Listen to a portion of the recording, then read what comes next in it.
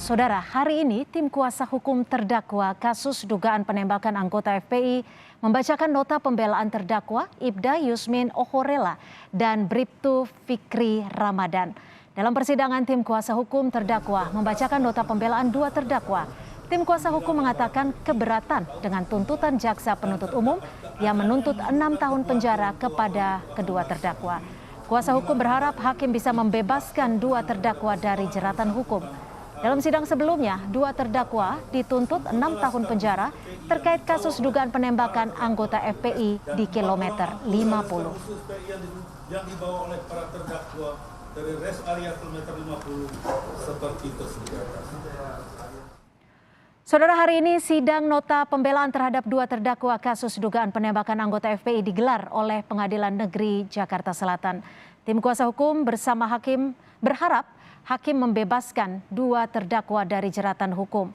Apa reaksi FPI? Langsung kita bahas bersama dengan kuasa hukum para terdakwa Henry Yosodiningrat dan pengacara FPI Aziz Yanuar. Kita akan ke Pak Henry terlebih dahulu. Selamat petang Pak Henry. Ya, selamat petang. Terima kasih untuk waktunya di Kompas Petang. Pak Henry, setidaknya kalau tidak salah saya mendapatkan informasi ada 100 lebih halaman untuk masing-masing terdakwa. Secara singkat, pokok kesimpulan pledoi apa saja yang diutarakan dalam pembacaan pledoi siang tadi? Ini, pledoi saya itu saya susun dengan sistematika. Pertama, saya siap pendahuluan, latar belakang sampai ini terjadi, kemudian fakta-fakta persidangan, keterangan saksi-saksi di muka persidangan, kemudian analisa fakta. Setelah analisa fakta, kita memperoleh fakta hukum, kita lakukan analisa yuridis. Dari analisa yuridis kita memperoleh kesimpulan, kemudian baru kesimpulan dari kesimpulan permohonan kepada hakim. Ya. Nah, intinya tidak terdapat satupun bukti yang sangat meyakinkan bahwa terdakwa itu telah melakukan perbuatan sebagaimana didakwakan kepada mereka. Ya. Yang kedua, konon katakanlah ya terbukti bahwa Fikri telah menembak, katakanlah demikian ya. Tapi perbuatan yang dilakukan oleh Fikri ini sesuai dengan hukum dalam hal ini 41 pasal 41 ayat 1 KUHP dan ayat 2 itu adalah perbuatan yang dilakukan pembelaan secara terpaksa. Ya, pembelaan secara terpaksa artinya not fair. Nah, dalam hal yang demikian maka seorang itu tidak boleh dihukum. Itu intinya. Jadi dalam pledoi Anda juga menyebutkan bahwa kedua terdakwa diharapkan bisa dibebaskan oleh hakim. Saya akan bergeser ke Pak Aziz Yanuar. Pak Aziz, bagaimana tanggapan Anda? Anda hadir secara virtual? Tidak. Tidak hadir secara virtual. Tanggapan Anda terhadap pledoi yang sudah dibacakan oleh tim kuasa hukum dari kedua terdakwa?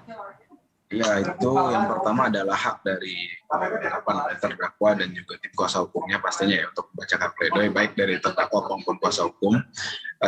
Kami di sini dari tim pengacara keluarga korban.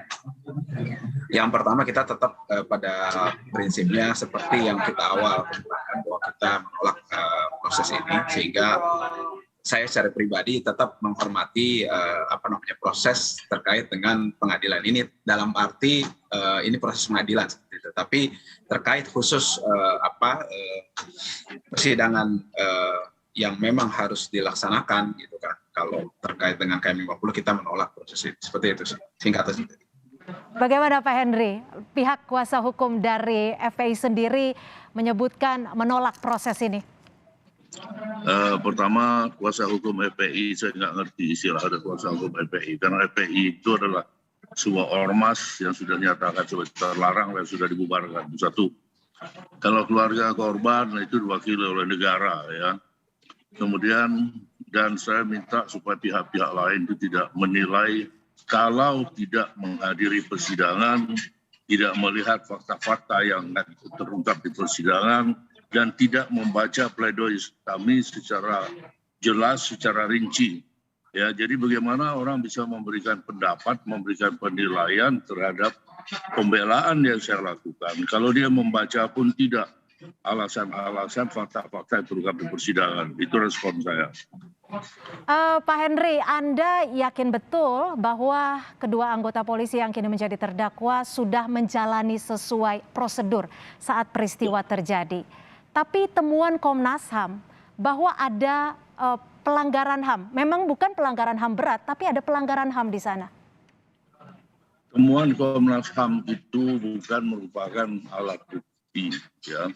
Alat bukti itu kalau dia sebagai saksi adalah keterangan saksi yang ia berikan di muka persidangan, yang ia lihat sendiri, ia alami sendiri, ia ketahui sendiri. Semua keterangan dari Komnas HAM itu adalah merupakan testimonium de auditu. Keterangan-keterangan yang dia peroleh dari orang lain. Jadi tidak mempunyai nilai apa-apa. Komnas HAM boleh saja mengatakan bahwa di pelanggaran HAM berat. Apapun yang dikatakan oleh Komnas HAM, silahkan. Yang penting fakta di persidangan seperti ini. Jadi artinya Anda menyimpulkan bahwa temuan dari Komnas HAM sia-sia dalam tanda kutip? Temuan dari Komnas HAM itu tidak mempunyai nilai pembuktian apa-apa secara untuk membuktikan kesalahan terdakwa. Oke, Pak Aziz, tanggapan Anda? Ya, saya tadi sudah sampaikan dan seperti itu pendapat kami. Kemudian terkait dengan testimonium di auditu, menurut saya itu ada perluasan makna sesuai putusan Mahkamah Konstitusi terkait testimonium di auditu. Tapi pada prinsipnya memang kami punya pendapat yang berbeda dengan Pak Henry dalam hal ini terkait dengan keterangan yang memang Komnas HAM sampaikan di terkait KM 50 ini. Jadi tapi itu adalah hak dari kuasa hukum tentunya untuk membantah itu seperti itu. Ya, saya ke Pak Henry lagi. Pak Henry, dalam pledoi Anda juga menyatakan bahwa meminta kedua terdakwa agar dibebaskan. Mungkin boleh dirinci secara garis besar. Poin-poin apa saja sih setidaknya yang bisa menguatkan statement tersebut? Beberapa ahli hukum yang pertama, jaksa penuntut umum sendiri dalam surat dakwaannya menyebutkan peristiwa-peristiwa yang terjadi, di mana terjadi penghadangan, di mana terjadi penganiayaan terhadap terdakwa, direbut senjatanya, dicekik di jambak rambutnya, kemudian direbut senjatanya. Itu sesuai dengan visum et repertum dan keterangan dari beberapa ahli. Beberapa ahli pidana yang diajukan oleh jaksa sendiri menerangkan bahwa perbuatan yang seperti ini adalah merupakan perbuatan sebagaimana diatur dalam ketentuan pasal 49 ayat 1 Kitab Undang-Undang Hukum Pidana, yang artinya merupakan perbuatan yang dilakukan secara terpaksa karena serangan yang tiba-tiba sangat dekat dan sebagainya. Nah, saya kasih ilustrasi. Seorang anggota Polri ketika dia melakukan pengawalan terhadap seorang jaksa penuntut umum di dalam melakukan eksekusi atau menangkap pelaku buronan kejaksaan, kemudian mendapatkan serangan seperti itu yang mengancam keselamatan jiwa si jaksa. Begitu juga ketika melakukan pengamanan terhadap panitera atau jurusita pengadilan, atau melakukan pengawalan terhadap hakim ketika melaksanakan sidang, mendapat ancaman yang seperti itu. Bolehkah anggota polisi yang seperti itu yang melakukan tindakan untuk melindungi nyawa orang lain dan melindungi nyawanya sendiri dihukum? Adilkah apabila orang itu dihukum? Ini bukan pendapat saya sendiri, tapi berdasarkan pendapat dari para ahli yang sudah diajukan oleh jaksa sendiri di muka sidang. Itu aja secara garis besar. Ya, Pak Henry, betul ketika ada peristiwa atau suatu hal ekstrim yang membuat petugas kepolisian melakukan tindakan tersebut. Tetapi yang menjadi masalah adalah ketika 6 anggota FPI tewas, 2 diantaranya tewas dalam tahap pertama, saya sebut begitu, tapi 4 orang sebelumnya masih hidup, tapi dalam penguasaan petugas negara dalam hal ini. Apakah ini bisa dikatakan ataupun sesuai SOP, standar prosedur kepolisian? Semua SOP itu sudah dibahas ya. SOP itu tentang penggunaan senjata api, ahlinya juga sudah menerangkan. Kemudian sekarang saya juga coba memberikan satu gambaran bahwa ketika dia berada di pengawasan dan sebagainya, mereka di dalam mobil dibawa untuk ke Polda. Di perjalanan mereka menganiaya petugas. Ya. Penganiayaan itu mengancam keselamatan jiwa petugas. Itulah yang terjadi. Nah, sementara ada azas hukum yang mengatakan ya, daripada seorang petugas yang mati lebih baik pelaku kejahatan yang mati. Itu. Kemudian daripada didahului lebih baik mendahului. Itu sebuah doktrin yang berlaku secara universal bagi polisi di seluruh dunia ini. Ya. Saya akan ke Pak Aziz. Pak Aziz, Ya. dalam sidang-sidang sebelumnya juga ditemukan suatu fakta bahwa saat itu keempat anggota, saya sebut mantan anggota FPI, mungkin karena FPI sudah dibubarkan, dikatakan tidak berdaya. Apa yang bisa menguatkan statement tersebut? Ya, yang jelas begini. Yang pertama, tidak ada yang bisa memberikan kesaksian selain orang-orang yang masih hidup di situ kan. Itu yang pertama. Kemudian juga harus diperhatikan terkait dengan luka-luka tembak yang dialami oleh 4 laskar FPI yang bahkan ke 6-6-nya ya. 6-6-nya yang kami lihat gitu, ada satu luka identik yang mirip yaitu di bagian dada seperti itu, untuk di mana itu langsung membunuh atau langsung mengakhiri nyawanya, itu kena bagian vital seperti itu. Itu yang kami lihat di rumah sakit lah seperti itu kan. Juga ada pihak dokter juga mengemukakan bahwa ada luka di sini, dan kita lihat memang ketika memandikan di Petamburan ke-6-6 itu memang ada luka yang sama di situ. Kemudian sebenarnya sudah diungkap juga gitu kan, penjelasan lebih rinci di buku putih ya terkait dengan luka-luka itu, bisa dibaca semuanya. Artinya tapi Pak Aziz, kalau tadi Pak Henry menyebutkan bahwa itu adalah suatu prosedur yang dilakukan oleh petugas kepolisian saat melakukan pengamanan, melaksanakan tugas. Ya, sekarang kalau kita lihat pengamanan gitu kan, balik lagi itu SOP tadi kan juga disinggung. Yang pertama adalah mereka itu kan di situ menguntit gitu kan, surveillance pengetahuan kami gitu kan. Nah, kalau surveillance itu kan harus berakhir seperti itu. Itu yang memang kita pertanyakan juga seperti itu. Kemudian selanjutnya kan tadi sudah sama-sama tahu memang di situ tidak ada yang menyaksikan. Kemudian juga perlu digarisbawahi di situ banyak saksi-saksi yang mengetahui, yang mengambil video dan gambar ketika saat itu ya, ketika peristiwa itu yang diminta untuk dihapus seperti itu. Itu menurut saya jadi catatan juga ya, informasi-informasi seperti itu. Ya, Pak Aziz, Anda tidak hadir dalam pembacaan sidang pledoi, tapi tadi Pak Henry menyebutkan bahwa yang diinginkan dalam pledoi tersebut adalah hakim membebaskan kedua terdakwa. Tapi jaksa sebelumnya menuntut 6 tahun. Menurut Anda sendiri tuntutan 6 tahun ini sudah sesuai belum, Pak Aziz?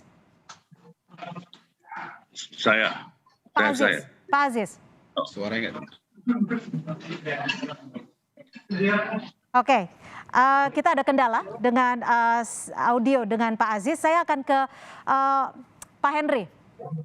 Pak Henry, tadi Pak Aziz juga menyebutkan bahwa yang tahu peristiwa tersebut hanyalah kedua terdakwa karena yang masih hidup adalah kedua terdakwa. Ini juga yang menjadi poin ataupun pemberatan karena di sana tidak ada saksi-saksi lain kecuali pihak-pihak luar yang merekam dan lain sebagainya. Oke. Jadi keterangan saksi yang didengar di persidangan yang diajukan oleh penuntut umum untuk membuktikan perbuatan terdakwa. Ini ada 28 saksi kalau nggak salah ya, 28 saksi ya, dan berapa ahli itu?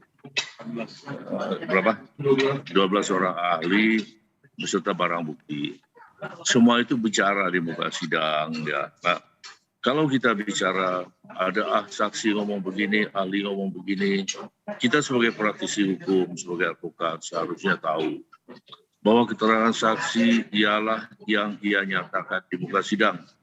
Cerita dia di luar itu nggak boleh didengar dan tidak punya nilai. Satu, begitu juga keterangan ahli yang ia nyatakan di muka sidang. Nah, jadi semestinya orang yang bisa memberikan komentar terhadap perkara ini, orang yang minimal hadir di dalam persidangan atau setiap persidangan ketika memeriksa dan mendengar saksi-saksi yang diperiksa.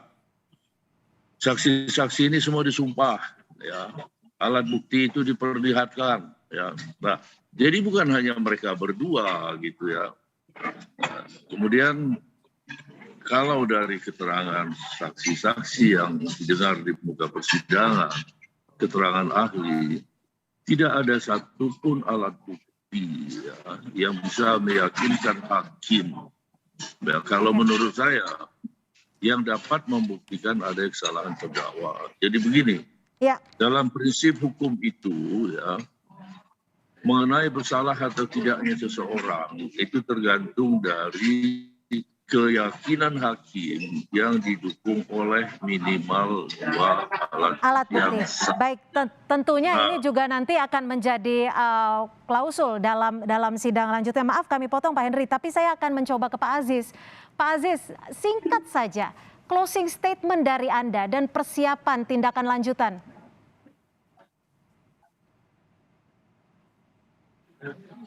Silakan Pak Aziz.